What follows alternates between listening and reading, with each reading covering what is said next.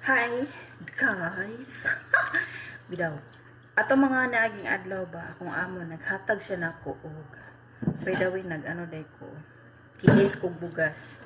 Akong amo naghatag nako og duha ka hiwa nga karne, mga ang gibugaton sa karne, gibugaton is mga half kilo siguro yun. Tapos ano na ba siya gigisa na ko siya, I mean gipasunupan ba, tapos gilagyan ako og mga bochichinia.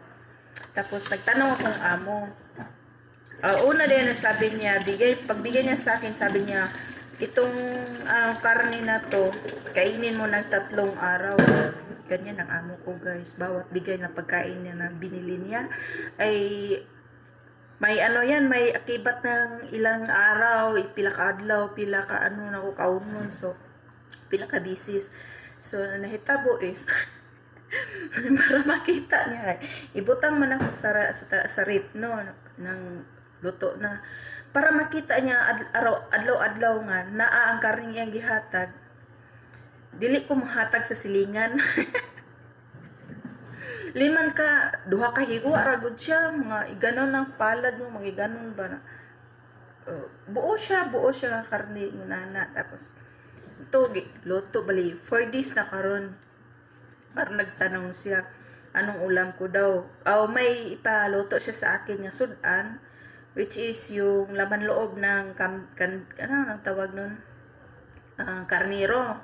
Sabi ko sa kanila kasi may manok naman dyan, yung kamay nga binigay sa kapitbahay, pinaluto sa kahapon. Tapos may karne pa. Yung karne hindi ko talaga pinakita sa ni kabayan, gusto ko ako lang pukaon niya. Gibadgetan ba ko niya tulo or 4 ka adlaw ato nga karne, tapos manghatag ko sa iya ha. So yan akong amo nga ngano ko na muna ko tagain ko nga syempre gibudget tagod na nimo nako 4 to 3 days, 3 days to 4 days di mahatag ko silingan sa na ko nga sa ulala. Tumawa na siya, sabi ko maayo kan akong ibuhat o dili kasi hindi ko kumbaga kakain muna ako bago ko tawagin yung si kabayan. So, sagot pa niya kanina, pambihira ka talaga, sabi niya. Siyempre, hinahanap kasi niya araw-araw yung kung ano mga niluto ko nabigay niya. Tapos, kung ipapakain ko yan sa kabila, maiba yung ano niya, gusto niya kung ano yung bigay ko sa kanya, yung bigay niya sa akin, ako lang ang kakain. Kaya natawa na lang ako sa sagot niya. Sabi niya, kakaloka ko no. Kasi syempre, hinahanap yan kung anong mga niluluto ko diri nga, galing sa bulsa niya, hinahanap niya yan. Di ba? Sabi ko, maganda ba yung ginawa ko na ano, hindi ko pinatikim o binigyan si kabayan? Tumawa na lang sa sako niya. Sabi niya, pambira daw ako.